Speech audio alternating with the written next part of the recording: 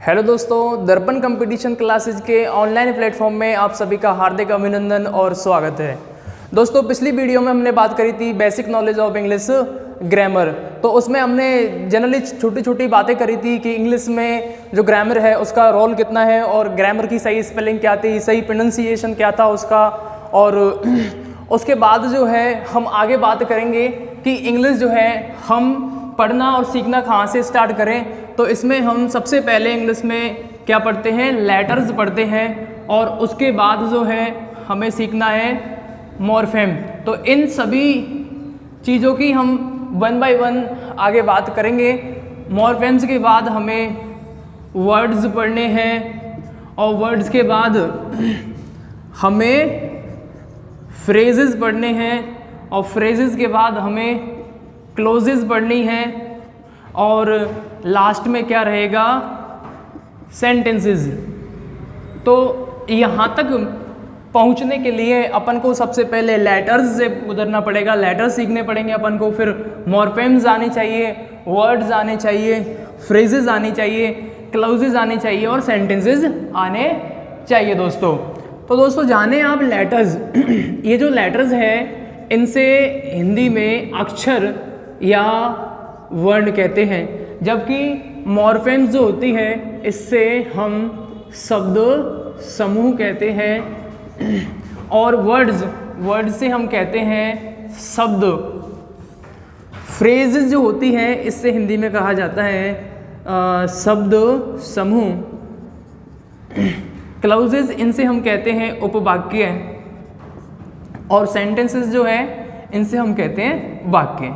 तो ये सीक्वेंस भी होता है आपका इंग्लिश को सीखने का कि आप यहाँ से स्टार्ट करें, और हमने स्टार्ट यहाँ से किया है। सबसे पहले हमें ABCD पढ़ाई गई। तो ABCD जो होती है ये क्या होते हैं, लेटर्स, और यहाँ से ले जा कर के हमें आगे रखा किस पर, वर्ड्स पर।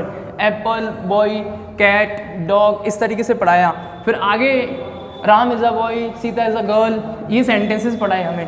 तो हमारा मॉर्फेम्स छूट गया, कुछ क्लोजेस रह गई, फ्रेजेस रह गई, तो कहीं ना कहीं हमारी कोई ना कोई कमी रह गई इंग्लिश के अंदर। तो हम इन सभी चीज़ों को वन बाय वन पढ़ते हैं। तो यहाँ तक आप उतार लीजिए या स्क्रीनशॉट ले लीजिए, ये सीक्वेंस है सीखने का। ये सारी चीज़ें जब आएंगी अपन को तो अपन क्या कर सकते हैं, जो टॉपिक्स अपन के आएंगे, जो भी इंग्लिश के आने वाले होंगे, तो उनको समझने में क्या मिलेगी, अपन को थोड़ी हेल्प मिल जाएगी इनसे। अगर ये नहीं आते अपन को तो दिक्कत आएगी वहाँ पर।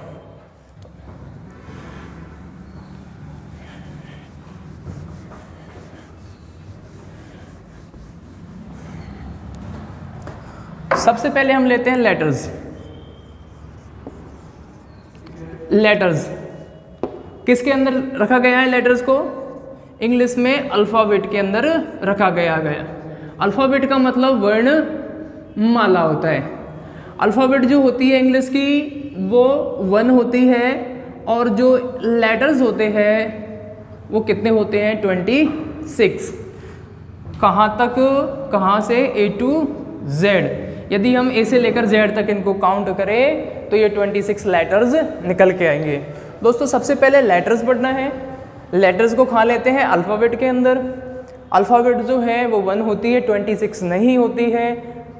गलत तरीका है या गलत वे कह सकते हैं, गलत मेथड कह सकते हैं उसको, जो आपने सीखा है वो। अल्फ़ाबेट ध्यान रखें 1 और लेटर्स 26। अब क्यों होती है, कैसे होती है, हमारी अगली जो वीडियो आएंगी फोनोलॉजी, फोनेटिक्स से संबंधित कि इंग्लिश को पढ़े कैसे, बोले कैसे, तो उनमें अपन वन बाय वन डिस्कस करेंगे वहाँ पर। यहाँ हम बात कर रहे हैं बेसिक सी के लेटर्स जो होते हैं किसके अंदर रखा गया है, अल्फ़ाबेट के अंदर। अल्फ़ाबेट होती है 1, लेटर्स जो होते हैं कितने, 26। कहाँ से कहाँ तक, A to Z। यहाँ तक क्या तो उतार लें, आप स्क्रीनशॉट ले लें। आगे बात करते हैं ये जो 26 लेटर्स जो होते हैं, 26 जो अपन के लेटर्स जो होते हैं, इनको हम यदि क्या करें, बोलने के आधार पर, ये आर्टिकुलेशन कहते हैं इंग्लिश में इसको, आर्टिकुलेशन, इन्हें की स्थिति के आधार पर, बोलने की स्थिति के आधार पर इनको 2 भागों में बांटा गया है, 5 और 21 का सीक्वेंस। 5 जो होते हैं उनको कहते हैं वावल्स, हिंदी में इसका मतलब होगा स्वर, और 21 जो होते हैं उनको कहते हैं कॉन्सोनेंट्स। यानी कि व्यंजन। ये जो 5 वावल्स होते हैं कौन कौन से आते हैं इसमें 5 में, अगर हम देखें तो ए, ई, आई, ओ और you. A, E, I, O, you ये 5 क्या हो जाएंगे, वावल्स हो जाएंगे। हिंदी में कहेंगे इनको स्वर। जबकि इनको छोड़ करके बी, सी, डी, एफ इस तरीके से आगे चले हम जेड तक, तो इनको छोड़ करके बचे जो 21 है 21 के 21 क्या हो जाएंगे, व्यंजन हो जाएंगे। छोटी सी बात आप ये समझ लीजिए, बोलने के आधार पर जिनको आसानी से बोला जा सके, रुकावट कोई दिक्कत ना आए, वो स्वर होंगे। जिनको बोलते समय कोई रुकावट और दिक्कत आएगी वो व्यंजन होंगे। एक बार और सुन ले, जिनको आसानी से बोल सकते हैं, आसानी से बोला जा सके, वो स्वर होते हैं। जिनको आसानी से ना तो बोल सके ना ही उनका आसानी से उच्चारण हो सके, वो व्यंजन होंगे। जैसे ए, ई, आई, ओ, यू आसानी से बोल सकते हम। जैसे ही हम बी बोलेंगे तो बी में अपनी जो लिप्स है, जो होठ है, वो क्या करेंगे, एक दूसरे को स्पर्श करेंगे। तो इनको अपन आसानी से नहीं बोल सकते। जिनको आसानी से बोल सकते हैं वो स्वर कहलाते हैं। तो अपन ने इनको बोलने के आधार पर, इनकी स्थिति के आधार पर 2 भागों में बांट दिया कि 5 वावल्स होते हैं और 21 कॉन्सोनेंट्स होते हैं। दोस्तों आगे देखें हम, या तो उतार लीजिए, स्क्रीनशॉट ले लीजिए।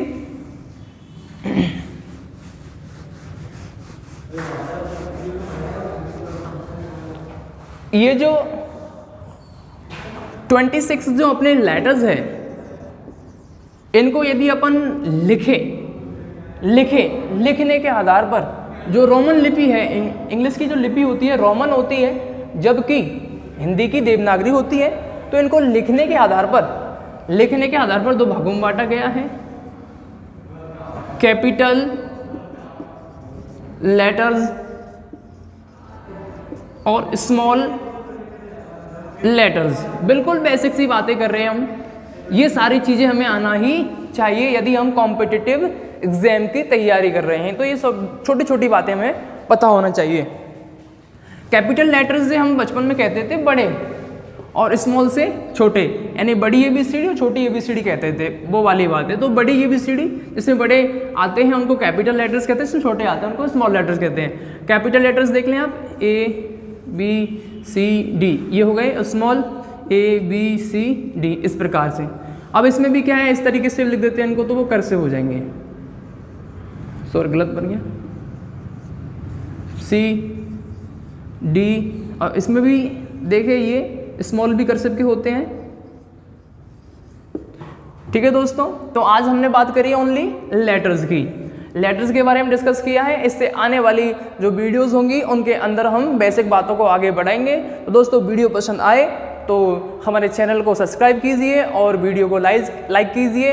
और यदि कोई समस्या हो वीडियो से संबंधित या अन्य जो क्लासेस चल रही है उनसे संबंधित, तो आप कमेंट्स करिए और हमें बताइए, जिससे हम अपनी वीडियोस में या हमारा जो भी कंटेंट हम दे रहे हैं या कोई भी क्वालिटी से संबंधित समस्या है तो उसमें हम सुधार करें। Thanks for watching.